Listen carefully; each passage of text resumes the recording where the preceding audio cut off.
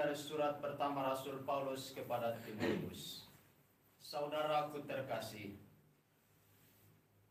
sabda ini benar dan patut diterima sepenuhnya, yaitu bahwa Kristus Yesus telah datang ke dunia untuk menyelamatkan orang-orang berdosa. Dari antara mereka itu, akulah yang paling berdosa. Tetapi justru karena itu, aku dikasihani, agar dalam diriku sebagai orang paling berdosa ini, Yesus Kristus menunjukkan seluruh kesabarannya. Dengan demikian, aku menjadi contoh bagi mereka yang kemudian percaya kepadanya dan memperoleh hidup yang kekal. Hormat dan kemuliaan sampai selama-lamanya bagi Raja segala zaman, Allah yang kekal, yang tak tampak, yang esa. Amin. Demikianlah sabda Tuhan. Terberkatilah nama Tuhan untuk selama-lamanya. Terberkatilah nama Tuhan untuk selama-lamanya. Pujilah hai hamba-hamba Tuhan, pujilah nama Tuhan. Kiranya nama Tuhan dimasyhurkan sekarang dan selama-lamanya. Terberkatilah nama Tuhan untuk selama-lamanya. Dari terbitnya matahari sampai pada terbenamnya, terpujilah nama Tuhan. Tuhan tinggi mengatasi segala bangsa, kemuliaannya mengatasi langit. Terberkatilah nama Tuhan untuk selama-lamanya. Siapakah seperti Tuhan Allah kita yang diam di tempat tinggi, yang merendahkan diri untuk melihat ke langit dan ke bumi, yang menegakkan orang yang hina dari dalam debu dan mengangkat orang yang miskin dari lumpur. Terberkatilah nama Tuhan untuk selama-lamanya. Baik pengantar Injil. Haleluya, haleluya, haleluya.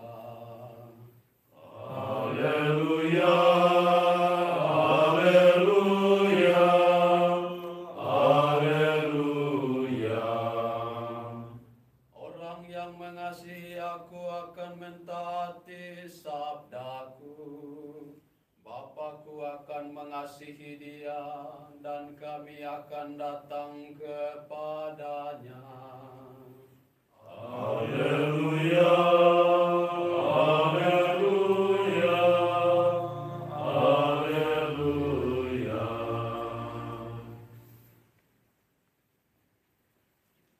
Tuhan bersamamu. Dan bersama-Mu. Inilah Injil suci menurut Lukas. Dimuliakanlah Tuhan.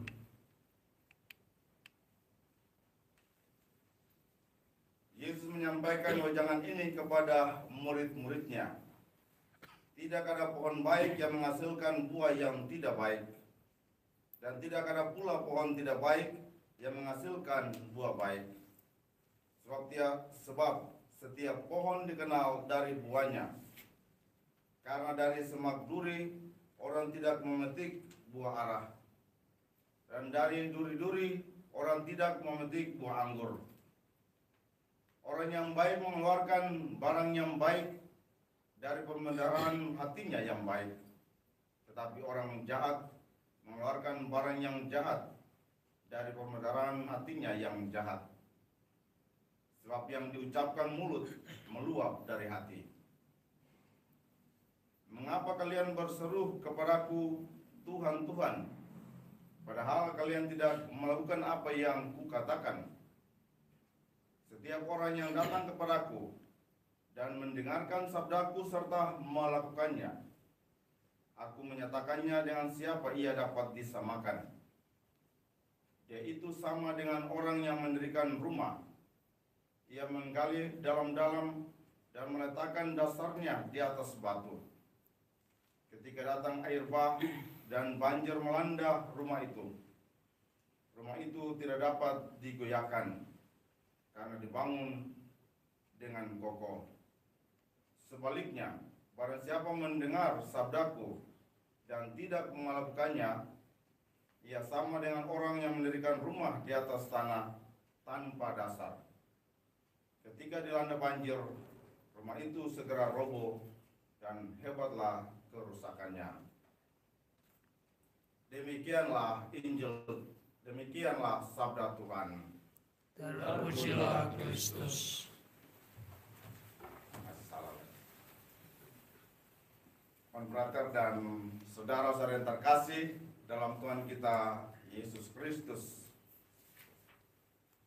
Dalam bacaan pertama, Rasul Paulus mengatakan bagaimana ia menjadi pribadi yang baik, terkenal, itu karena kesabaran Kristus yang sangat besar bagi dirinya.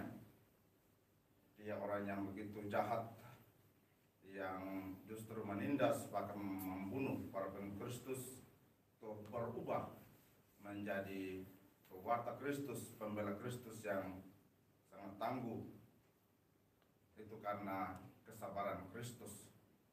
Sehingga dari kesabaran itulah, karena kesabaran itulah Rasul Paulus sungguh memberikan hormat yang besar kepada Kristus dan Allah Tertunggal. Hormat dan kemuliaan sampai selama-lamanya bagi Raja segala zaman, Allah yang kekal, yang tak tampak, yang esa. Amin. Sebagian juga dari pengalaman hidup kita, bila kita berhadapan dengan orang lain yang selalu sabar terhadap kita karena kelakuan kita, tindakan kita yang kurang berkenan, maka kita juga dalam diri itu muncul rasa hormat yang besar kepada mereka. Tapi dari sini saya mau ajak untuk kita lihat bersama-sama bagaimana kekuatan dan manfaatnya kesabaran dalam hidup. Bahwa kesabaran dalam hidup itu juga menghasilkan hal-hal yang baik dalam diri sendiri, tetapi juga dalam diri orang lain. Bahwa kita ketika ada kesabaran dalam diri, maka kita tidak cepat emosi, tidak cepat marah terhadap sesama, sehingga pribadi kita tidak goyah. Ketika orang ada membuat kata-kata yang kurang baik terhadap kita atau mungkin buat salah, kita masih lebih tenang kalau orang yang sabar. Tapi kalau orang yang tidak sabar, maka orang baru buang kata sedikit kita cepat tersinggung dan malah bisa berkelahi. Hancurlah relasi kita, hancurlah komunitas kita karena tidak sabar.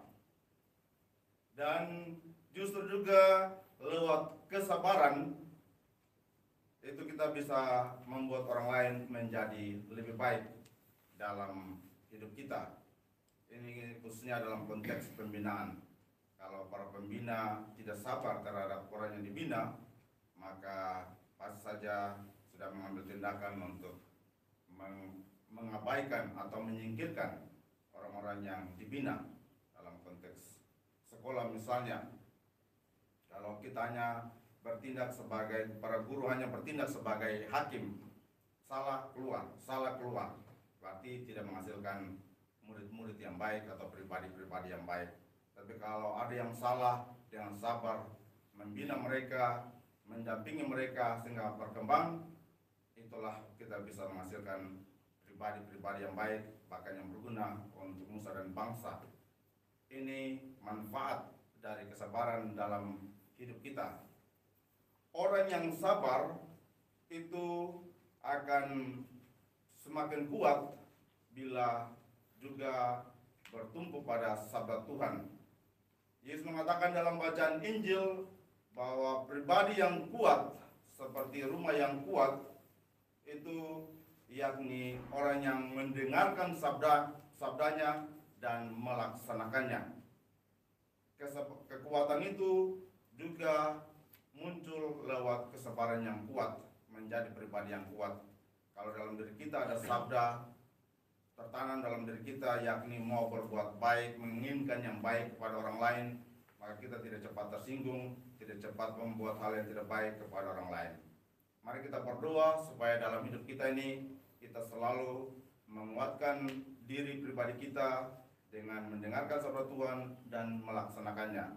Dengan kekuatan itu kita menjadi orang yang sabar, yang berguna untuk diri kita dan juga berguna untuk sama kita. Semoga demikian. Amin.